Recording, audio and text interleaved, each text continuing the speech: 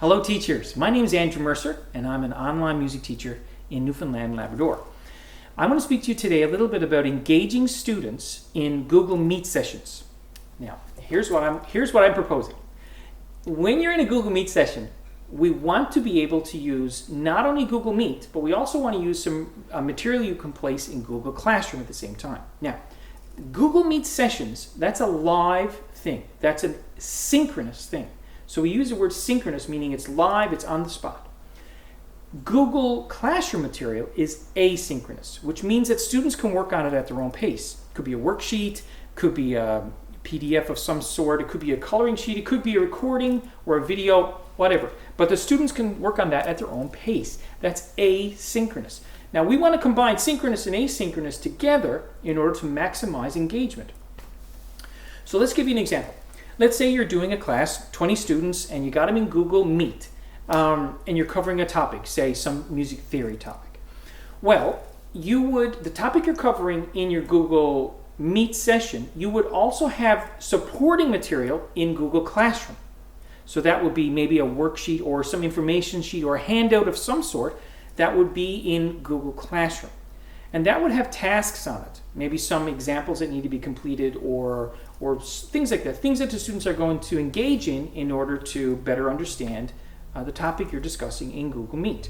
So you have 20 students, and when you start working through the material, through the topic, you're going to find, of course, that some students may need a little bit of extra help.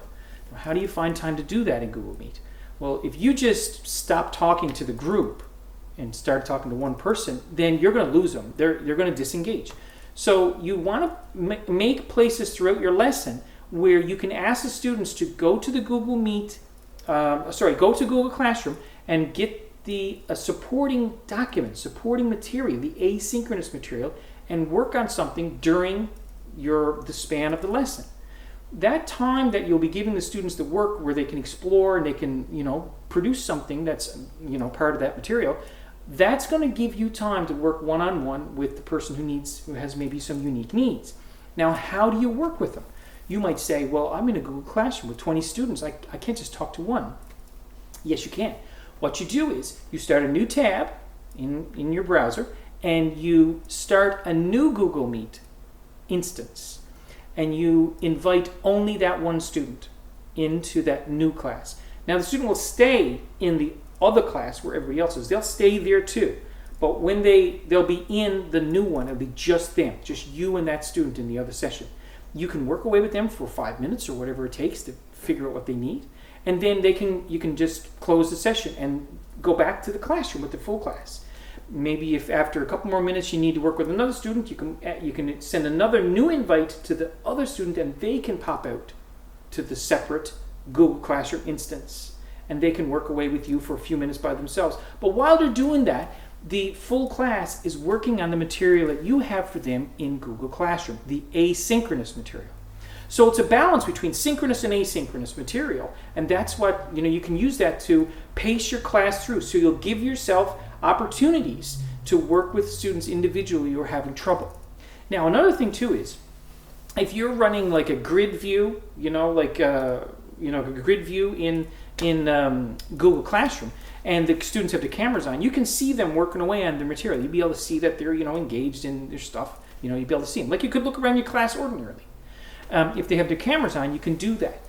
Now, if you're out in the single class with one student, you can keep an eye on these guys in the other class because you'll see all of their faces as they're working away on the asynchronous material. And if you see somebody who's messing around, you can just quickly pop back into that classroom and say, hey, what are you doing?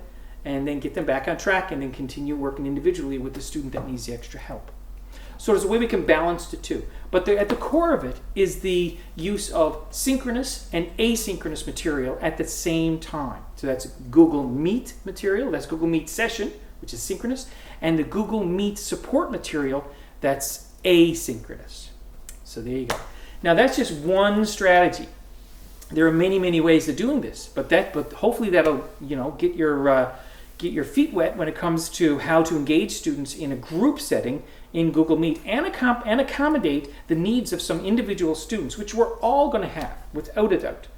So there you go. Now, if anybody's got any questions about that, or if they have any comments or any ideas of better ways to do it or alternate ways to do it, please share in the comments below. And of course, if you disagree, I wholeheartedly I invite you to express your opinions here as well. If you have any ideas for other topics, feel free to let me know, and I'll see what I can do about chatting about those too. Thank you very much for watching, and good luck with your online teaching.